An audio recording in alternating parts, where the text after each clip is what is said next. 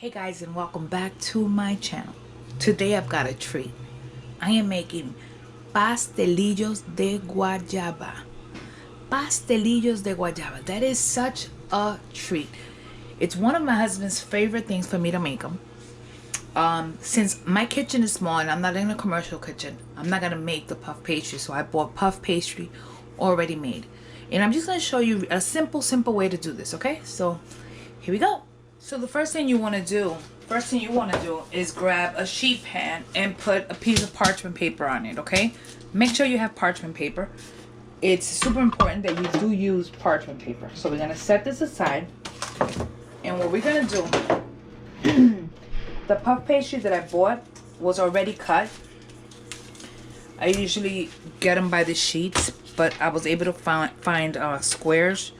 These are pretty big. If I was making quesitos, I will use these, but this here will give me enough to make 4. So make sure you cut all the way down, 1, 2, 3, down all the way, and then across on this one. You can even go smaller. Look, we can go smaller. Okay, that wasn't a perfect cut, but that's okay. So what we're gonna do, we're gonna grab these, and the reason I said don't saw it, because these are layers of butter. So you don't want to mess it up. And you're going to put these on your sheet pan, allowing a little bit of space between them. And I will show you that in a minute. Just so you could tell what I'm doing. I just want to do a few here. So like, again, I'm just cutting all the way through. I'm not sewing it. I'm not going like this. This is not what I'm doing. So I'm going to go 1. And look. So I'm going to get 6 out of these. Because I'm making them a little smaller. If you want to make them bigger, you can. I'm only going to make them smaller. So, try not to do what I just did, but try to make sure that they cut all the way down. So, I will show you in a minute. Just keep watching for a couple seconds. I'm going to grab another one of these. This is actually pretty good, what I found. I'm going to put this on the side, and I'm going to go ahead and I'm going to cut this in half all the way down from top. That was a bad cut. It's because I have the sheet pan in an angle here. Okay, so I'm putting these in.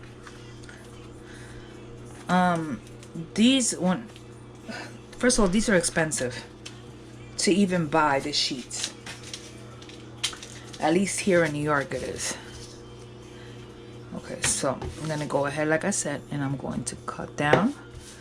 Move it on the side. 1.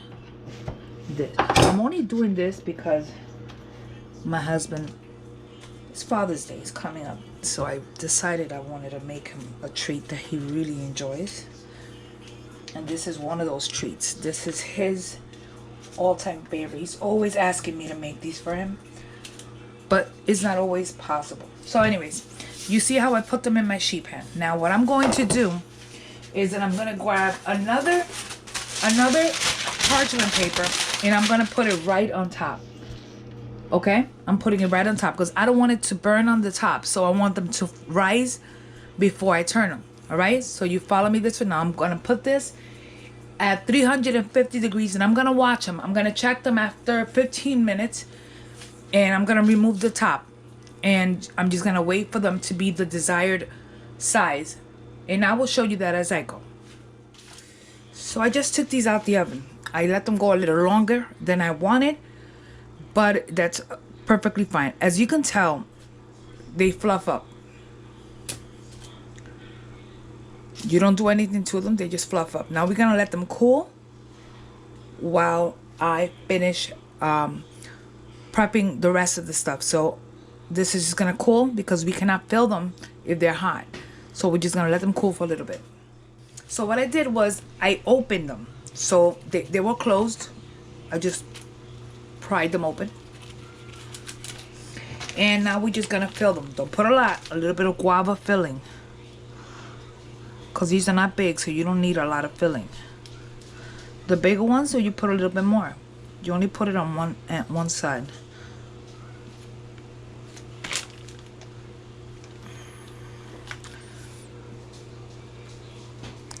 And we continue doing this with all of them until we fill them. So So all I'm doing now is just covering them, you know, putting them back together. If you want to add more guava filling, you can. Now the guava filling, there's two ways. You can buy guava filling, well, there's three ways. You can buy the guava filling already done, or you can buy guavas and make your own guava filling, or you can buy guava paste, puree it with some water. I add a little bit of lemon juice or coconut extract, and I buzz it until I have it softened.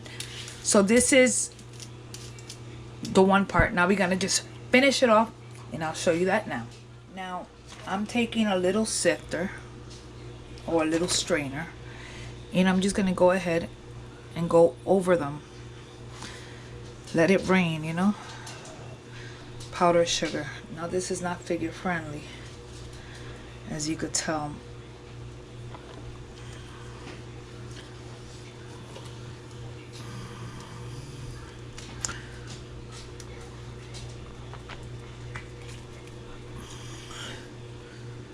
Let me get some more sugar.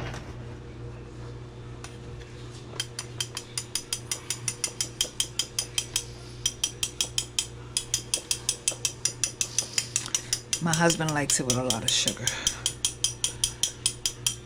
If not, he'll add more himself.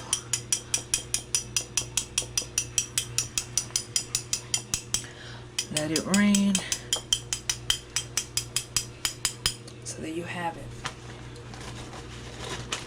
Now, all we're gonna do now is make them look nice on a plate. So there you have it.